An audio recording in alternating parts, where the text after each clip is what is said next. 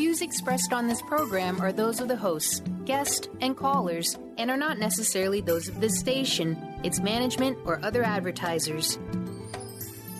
You're listening to Transformation Talk Radio.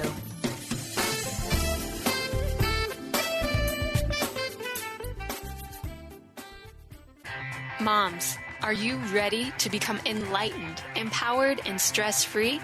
Well, get ready because you are about to tune into vibrant, powerful moms helping everyday women create an extraordinary life with Debbie Pokornik. Each week, Debbie discusses topics to help you become self-aware, inspired, and on track to create the life you crave. It's time to stop settling and start thriving. And it all begins now on Transformation Talk Radio.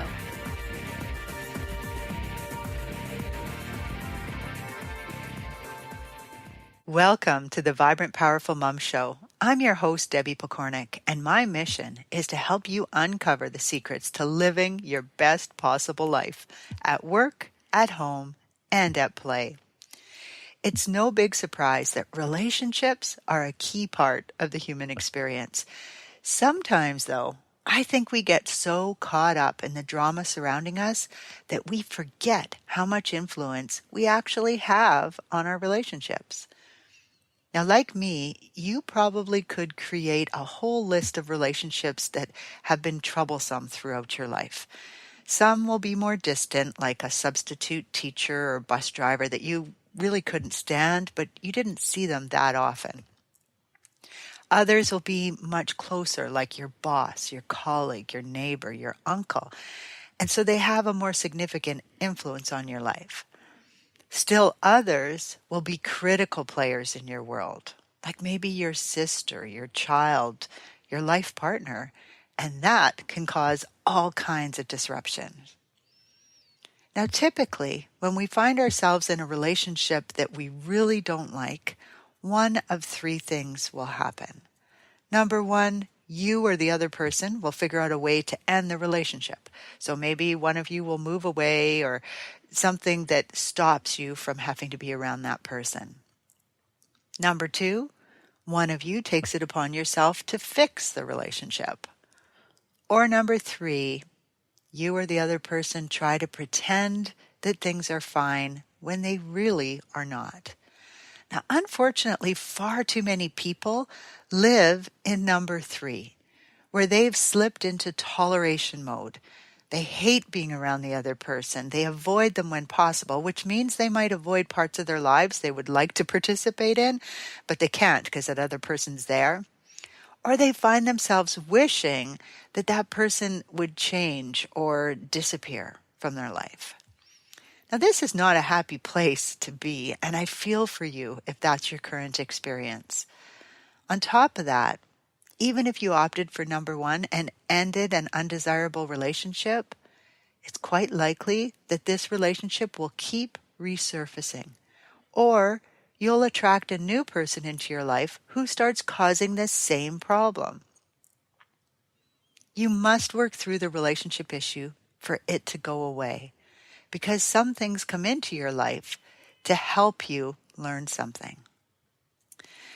Now, on the other hand, if you put option 2 into place and took it upon yourself to fix the relationship, perhaps by seeking counseling, reading books, taking a course, or through trial and error on your own, you probably found that that person quietly drifted out of your life or stayed in your life but completely stopped bothering you. Like they just no longer had their finger on your trigger point.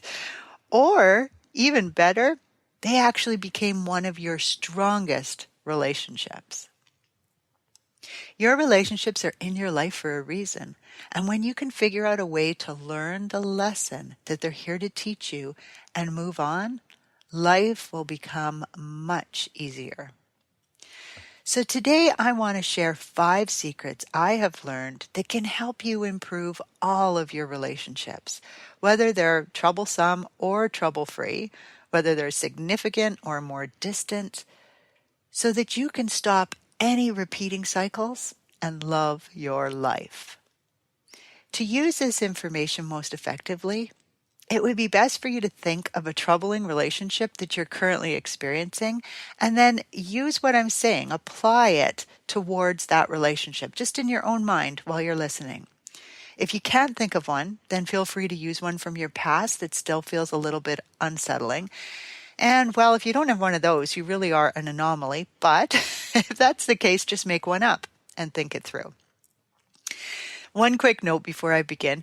If you're dealing with a person who is mentally unstable, especially if they lack the ability to empathize or to feel remorse, you can still use the information to heal yourself, but building a relationship might be a challenge. So in the end, if it is a relationship that you can leave, that might be the answer.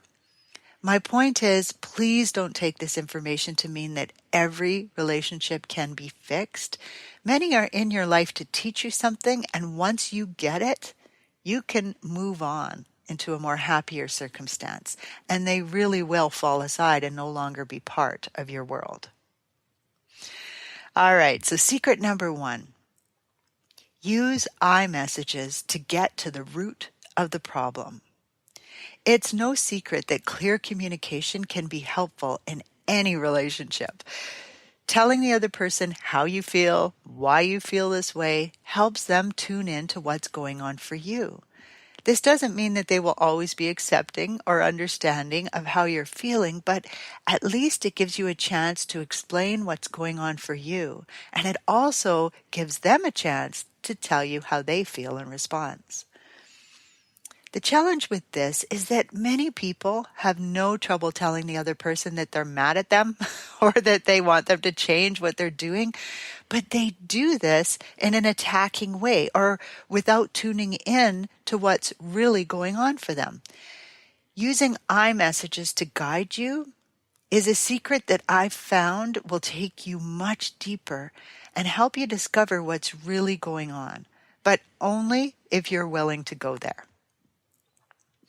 An iMessage is a simple communication tool which has you follow a very simple formula of I feel, and then you fill in the blank with whatever you're feeling, when you fill in the blank with whatever is happening. A good I message, or I statement as they're sometimes referred to, doesn't use the pronoun you in it, because saying it this way will often cause you to flip into blame mode and start thinking that the other person is the problem. And for the other person, it often will shift them into the defensive. So let's say that you're trying to share a frustrating story with your significant other, something that happened to you that day, okay? And he keeps interrupting you with questions. So you can feel yourself getting angry and are ready to yell at him, just quit interrupting me. I hate when you do that. Now, you know from experience that this will start a whole different argument. So instead, you decide to use an iMessage. You put the formula into place, and you come up with, okay, I feel frustrated because you keep interrupting me. Now this is better, but an alarm bell still goes off because you've used the accusatory you word. Can you see how thinking because you keep interrupting me is making you feel like they are to blame, like you are causing this? This is giving your power away when you think this way. So you go a bit deeper. And you figure out how to say it without using you. Now, stick with me here. It sounds like such a silly thing, but this is actually where you start getting to the real truth of the matter. So, I feel disrespected. Or maybe you feel hurt or angry or unimportant. Doesn't matter, but just put what you're feeling in there. So, I feel disrespected when I'm interrupted. It hurts my feelings. Now you ask yourself, why? Why do I feel hurt by being interrupted? And maybe you come up with, because I feel like what I have to say isn't important. In fact, I feel invisible when I'm cut off in mid-sentence. Can you see how this creates a much deeper level of understanding? One minute you were ticked off because the other person was being so rude, and now you realize that there's something much deeper going on. Now, this might even prompt a memory to arise of being cut off all the time when you were young, maybe sitting around the dinner table, and you were the one who was always cut off. And that wounded you, and it's now made you extra sensitive to being interrupted. At this point, some real healing can start to happen. So this secret is something that you actually will have to practice, likely after the argument has already occurred the first few times, because in the heat of the moment, it's really hard to delve into feelings and objectively allow yourself to search more deeply. With practice, it'll get easier to use on the fly, but at the beginning, I usually suggest that people use a line like, you know what? I'm getting super angry, so I need to take a moment to cool off before we continue this conversation. Then leave the room. Don't engage in argument if they try to argue with you about this. Just leave the room and take some time to work through the iMessage process. If you've already had the full argument, then just play through it afterwards on your own and see where the iMessage takes you. It's still a great learning experience, even though you've already had the argument. So let's say that you do all this, and now you come back to the conversation. Rather than using an awkward iMessage format, because it doesn't feel natural, I totally get that, share what you've uncovered. So you walk back in the room. You know what? I just realized that I'm super sensitive to being interrupted. It makes me feel kind of invisible, and I think that stems from my family always talking over what I was saying when I was young. I apologize if I was getting snappy with you. Now, unless the other person is socially inept, it's quite likely they are going to take a step back from the argument that was forming and slip into a more empathetic stance. They appreciate your honesty. And if they care about you, they don't really want to hurt you. So this means they might apologize for interrupting, which is certainly more than you would have got the other way. And they might also be willing to move on, to work through this, to discuss this with you. Now, it's also possible that they'll divulge how they feel like you never give them space to share their thoughts, so they have no choice in their mind but to interrupt you, which you could, of course, take personally because they didn't use an iMessage, or because you're in a really good objective space, you could use it to further mend the relationship and empathize with them. You know what? I can understand that. I think I do that a lot. Thanks for sharing. I'm going to try to be more aware. The point is that instead of this situation turning into a full-blown fight where you accuse them of interrupting and they accuse you of never letting them speak or telling you that you're just too sensitive, you get to have a real conversation that is actually increasing awareness on both parts. On top of that, it can help you with your healing. So rather than constantly react and believe the other person is to blame for how you feel, start sharing what's going on for you with them. And do it with the full awareness of what's going on for you and why. Just a note, you might not always get to the point where you uncover what memory is causing it. That's okay. This is just showing you how it could work if you allow it to. Did you know that when a person feels defensive, they're less likely to care how you feel? If you want others to really listen to you and care about what you're saying, you want to open the channel to empathy rather than make them put up their shield and prepare for battle. Secret number 2, use the flip side to focus on the good. Several years ago, I learned about the wisdom of a coin. The idea is that a coin always has two sides, and just because one side sits face up doesn't mean that the other side disappears. If you take that coin and assign opposites to it, like good, bad, positive, negative, awesome, awful, terrific, terrible, then the coin allows you to see that even though you can't see it at the moment, the flip side is always available. When you take this idea and apply it to your relationships, it means that even when a person is behaving badly, their good side is still there. It's just hidden at the moment. This doesn't mean you should overlook mean or disrespectful behavior. You benefit by being clear on your boundaries and insisting that others respect them all the time. but it does mean that there's always some good to be found. So think about a situation where you felt appreciated by someone else, or you received a compliment or some positive feedback. Now, it's possible that you have trouble receiving the positive information. That's actually a learned thing that a lot of us carry around, and we would really benefit from unlearning it because being able to receive is very important. But even though it makes you feel uncomfortable, it still feels good and likely makes you want to receive more of it. When we search for the good and make note of it, it tends to have a positive influence on so many things. It influences the other person in a positive way. It attracts more of that positive energy into your life, and it even helps you be more tolerant in other situations. So this secret asks you to search out the positives in the other person and make a point of sharing what you see.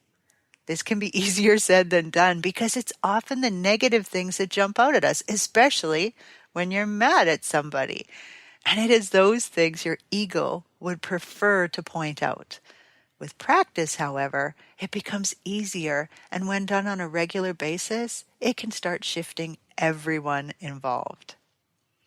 When you point out the positives in another, you strengthen your bond with that person and build a positive outlook for yourself.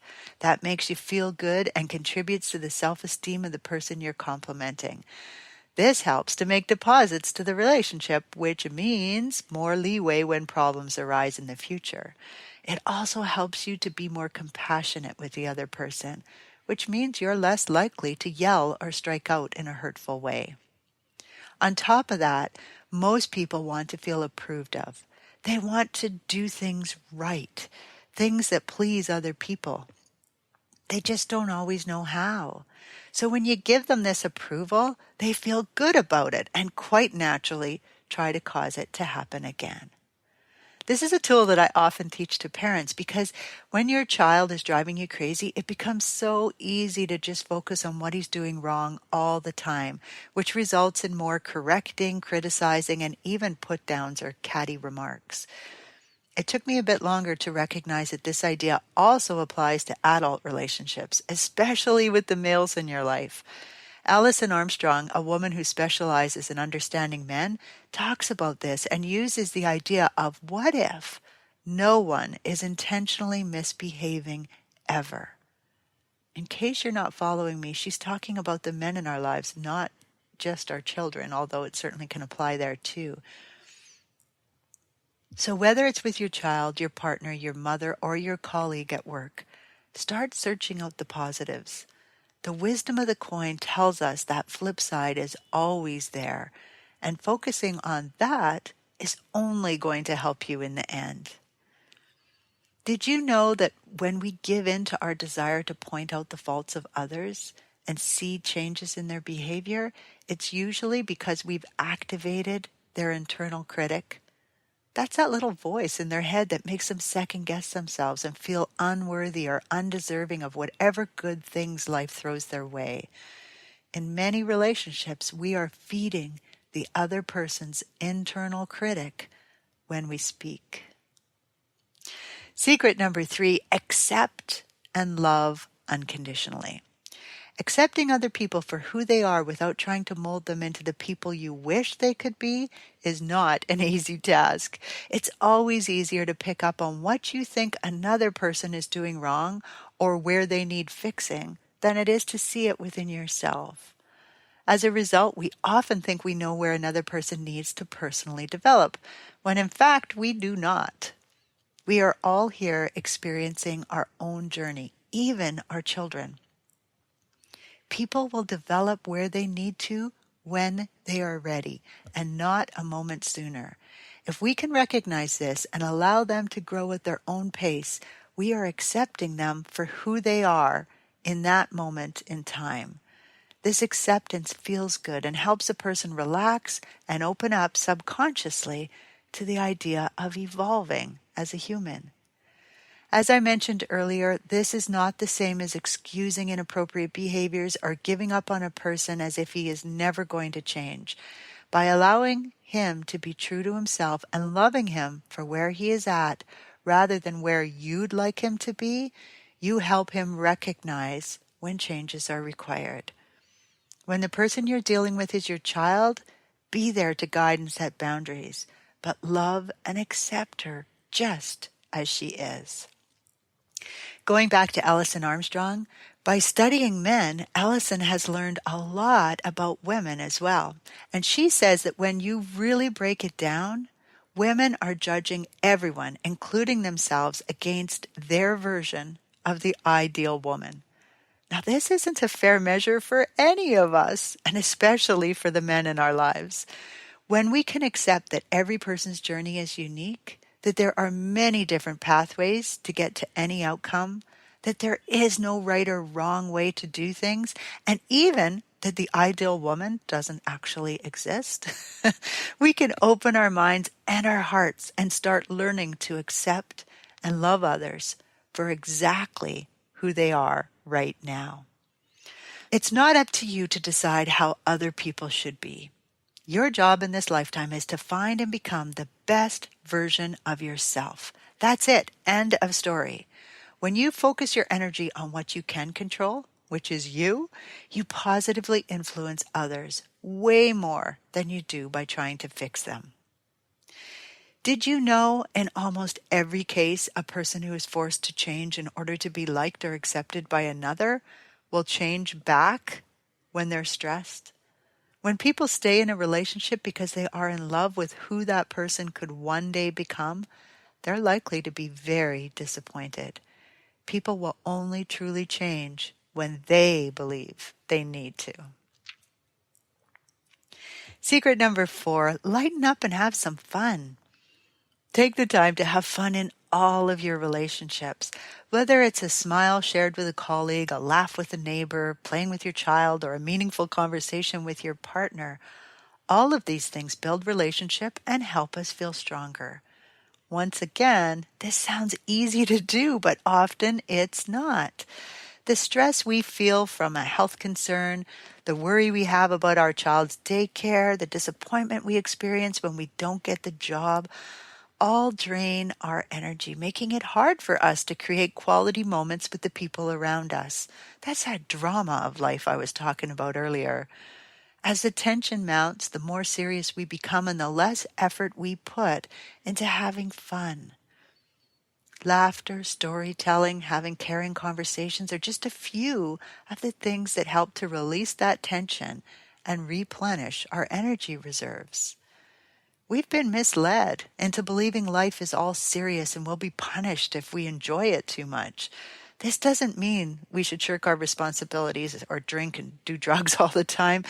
It means we should learn ways to de-stress, to seek out what makes things fun for us and bring more of that into our life. We need to learn to laugh at things. In many of my shows, I talk about the difference between the ego and the higher self. It's the ego that gets all concerned about things and overreacts when it decides things are bad. When you can start to separate out the ego and learn how to put the higher self in charge, it becomes much easier to smile. Did you know that although eating right, getting enough sleep, exercise, and such are all important parts of healthy living, sometimes a few hours of fun that keeps you up too late or dips into your health protocol in some other way will do more to strengthen you than anything else, especially when great deep belly laughs are involved. Positive human interaction strengthens us in ways that little else can. Secret number 5, focus on making yourself lovable. When you put your energy into your own personal development, you can be a strong, active member in every relationship that you are involved in. To be effective in any relationship, you must first be able to thrive on your own. A relationship is only as strong as the people involved in it. If you are overly dependent on your partner or your friend, if you indulge in hyper-parenting, or are unable to detach from your own parents, you're going to struggle in other areas of your life. You've come here to grow and develop in some way, and the universe is all set to provide you with the people and experiences that you need in order to do this. This means that you're not bad, defective, or broken in some way, but perfectly poised to learn what you've come here to learn. The people who drive you absolutely crazy in life, that colleague at work, your nasty neighbor, your irritating cousin, they're here to teach you something. Rather than blame them for being so frustrating, put on your observer's hat and start thinking about what you could be meant to learn from them. How? By using all the secrets we've discussed so far. The more quickly you do this, the more easily they will move on out of your life or shift into being the wonderful support you always wished they could be. When you work out a challenging relationship by evolving yourself first, the resulting alliance with that person often becomes super strong. This means it's a great idea to avoid writing off any relationships and instead start working on personally developing so that you can either move on in life without them or develop that strong alliance more quickly. Unfortunately, though, most people would rather resist changing who they are and instead focus all of their attention on what the other person has to do to change first. This secret is telling you that this way of doing things is backwards and will not work out. Put your energy into becoming the person you're meant to be by loving yourself enough to heal the hurts you carry with you. Learn about what you need to feel supported and put those things in place. Put your higher self in charge and become best friends with your ego so that you can see the world more objectively and learn to come from a place of compassion.